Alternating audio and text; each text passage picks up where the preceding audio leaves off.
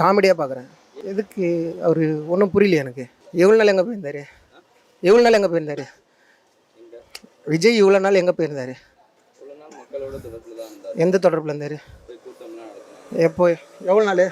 எங்களுக்கு பெருசாக இன்ட்ரெஸ்ட் இல்லை. சினிமாலே ஏகப்பட்ட பிரச்சனை இருக்கும். ஓகேங்களா? அவர் நல்ல நடிகர்.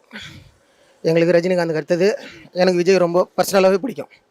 ஓகேங்களா? ஆனால் எதுக்கோசரம் இப்போ அரசியல் வராரு? சினிமாலேயே நிறைய பிரச்சனைகள் இருக்குது.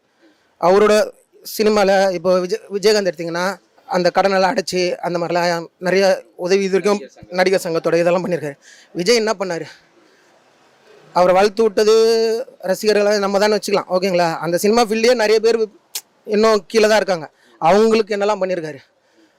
அவர் வளர்ந்து வந்த அந்த இதையே அவரால் எதுவும் பண்ண முடியல. தமிழ்நாட்டு மக்களுக்கு என்ன பண்ண போகிறாரு? ஓகேங்களா? அதனால் இப்போ இந்த ஆட்சியே நல்லபடியாக தான் போயிட்டுருக்கு.